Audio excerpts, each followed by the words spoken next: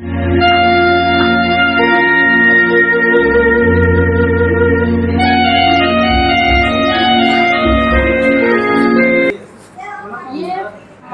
का परिसंचरण तंत्र है। परिसंचरण अर्थात वह प्रणाली जो शरीर में खून का प्रचार करे।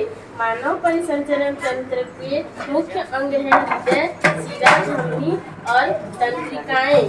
शिरा में अशुद्ध रक्त बहता है, धमनी में शुद्ध रक्त बहता है और ये सभी तंत्रिकाओं से फैलाते हैं। ये दोनों जो रक्त वाहिकाएं हैं ये तंत्रिकाओं से पूरे शरीर में खून का प्रचार करते हैं।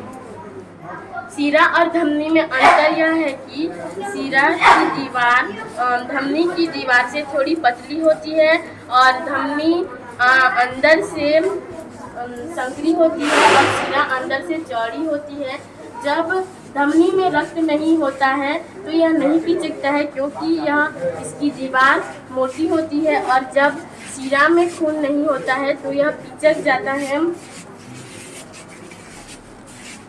इसके बाद है मनुष्य का तंत्रिका तंत्र। मनुष्य के तंत्रिका तंत्र का मुख्य अंग है मस्तिष्क, मेरुरज्जु और तंत्रिकाएं। हमारे मस्तिष्क का वजन 1400 ग्राम होता है। इसका निचला भाग जो है बेलनाकार आकृति ले लेता है जिसे मेरुरज्जु कहते हैं और ये तंत्रिकाएं हैं। इसके प्रमुख अंग हैं मस्तिष्क, मेरुरज्जु, तंत्रिकाएं और संवेदी अंग। हमारे शरीर में मुख्यतः 5 प्रकार के संवेदी अंग पाए जाते हैं: आँख, कान, नाक, जीभ और त्वचा। आँख से हम देख सकते हैं, कान से हमें किसी ध्वनि की महसूस होती है, नाक से हम सुनते हैं, त्वचा से हमें हमारे आसपास के वातावरण का अनुभव होता है और जीभ से हमें किसी स्वाद का पता चलता है। जब हमें कांटा चुभता है तो हमारी त्वचा जो होती है, हमारी तंत्रिकाएं जो होती हैं वो मेरुरज्जु से जाकर मस्तिष्क को तुरंत खबर दे देती हैं और हम जो कार्य करते हैं उन सभी चीज़ों का ज्ञान मस्तिष्क को होता है। इसके बाद है पेशीय तंत्र। हमारे शरीर का पेशीय तंत्र। हमारे शरीर में 3 प्रकार की पेशियां पाई जाती हैं: ऐच्छिक पेशियां, अनैच्छिक पेशियां और हृदय पेशियां।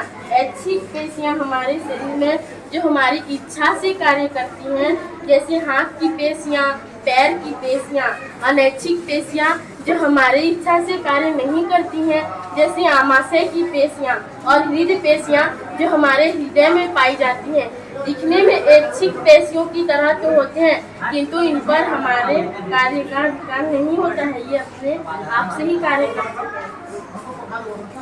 ये है मानव की आंतरिक संरचना। हमारे कंकाल तंत्र में 206 हड्डियां पाई जाती हैं। हमारे चेहरे में 14 हड्डियां पाई जाती हैं और मानव खोपड़ी में 7 हड्डियां पाई जाती हैं। मानव खोपड़ी अंदर से गुहा बनाता है जो हमारे मस्तिष्क की रक्षा करता है। ये हमारा मस्तिष्क है। इसका 70% से भी अधिक भाग जल से बना होता है, इसलिए यह कोमल होता है। ये हमारे मानव कंकाल तंत्र के एक अंग पसली का ऊपरी भाग है। ये दोनों और 12-12 24 ठो होते हैं। ये हमारा फेफड़ा है, लंग्स। ये श्वसन तंत्र का सबसे प्रमुख अंग है। श्वसन तंत्र का प्रमुख अंग है नासा छिद्र, फेफड़े और वायुकोश। जब हम सांस लेते हैं तो हमारे फेफड़ा जो है फूलते हैं,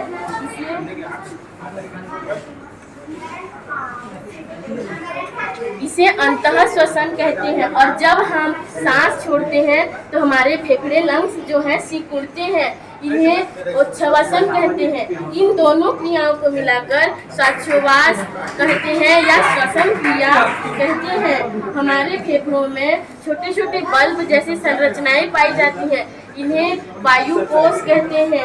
इन वायुकोश, जब हम सांस लेते हैं तो ये वायुकोश जो हैं इसमें ये खुल जाते हैं, जिससे रक्त जो है तंत्रिकाओं की सहायता से ऑक्सीजन को ग्रहण कर लेते हैं, अपना शुद्धिकरण कर लेते हैं।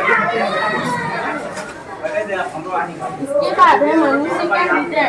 मनुष्य के हृदय को दो भागों में बांटा जाता है, आलिंग और निलय। इन दो भागों को वापिस से चार भागों में बांटा जाता है, दायां आलिंग, बायां आलिंग, दायां निलय, बायां निलय। शिराएं जो होती हैं वे बाएं आलिंग से शरीर के विभिन्न भागों से रक्त को लाती हैं और यहाँ खून पंपिंग होता है।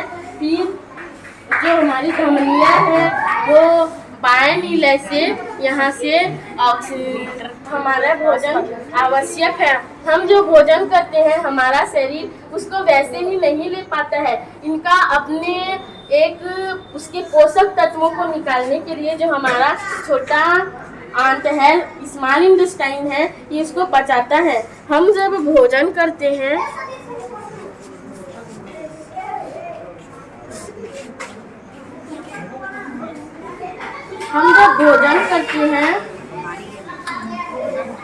हम जब भोजन करते हैं तो हमारा भोजन आहार नली से होते हुए यकृत से आमाशय से छोटी आंत और फिर छोटी आंत से बड़ी आंत में जाता है। लेकिन इस छोटी आंत में हमारा भोजन जो है ये इतना गर्म होता है कि हमारे भोजन को पिघला देता है और इससे जो इसके पोषक तत्व हैं उसको ग्रहण करता है, हमारे शरीर में खून में मिला देता है। लेकिन जितने सूखे भाग, जितने मतलब कि जो हमारे शरीर के लिए अनुपयोगी भाग है वो बड़ी आंत से होकर बाहर चला जाता है। इसके बाद है ये जो है ये मेरुदंड है। हमारे मस्तिष्क का जो मेरुरज्जु है वो मेरुदंड के पीछे वाले हिस्से में सुरक्षित रहता है और यह पसली का निचला हिस्सा है। ये हमारा किडनी है। हमारे शरीर में उत्सर्जी पदार्थ भी बनते हैं। इन सभी का उत्सर्जन के लिए हमारे शरीर में उत्सर्जन तंत्र भी है।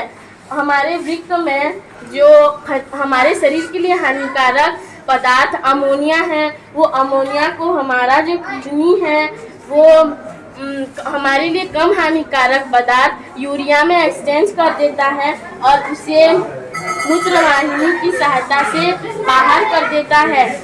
अच्छा, आप जो बहुत अच्छा बनाया है। आपके सिलेबस के अंदर होगा कांटा जो चुभता है वाला, आप एक बताया ना एग्जाम्पल, कांटा चुभता है तो हम लोग क्या करते हैं, एक रिएक्शन करते हैं, है ना। जैसे अगर आपको कांटा चुभा हाथ में तो आप तुरंत आप अपने हाथ को हटा लोगे। तो ये जो क्रिया होती है इसको क्या क्रिया बोलते हैं? जो हम लोग रिएक्शन करते हैं ना, तो वो रिएक्शन को क्या क्रिया बोला जाता है?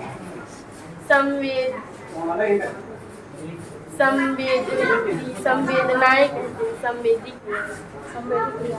अच्छा, आपका जो ये छोटी आंत होता है, छोटी आंत में जो उंगली नुमा संरचनाएं होती हैं उसको क्या बोला जाता है? होती है ना वो संरचनाएं उसको, है ना, क्या बोलते हैं उसको? भाग बताओ, बताए। अच्छा हो आप शुरू से अंतिम तक, छोटी छोटी चीज़ें हैं, बस वो छोटी छोटी चीज़ों को और भी आगे जाके पढ़ोगे भी। अभी भी मेरे ख्याल से आपको पार्ट्स पढ़े होंगे जहाँ पे पाचन क्रिया का प्रोसेस बता रहे हो, ये सब, है ना। और क्या क्या था?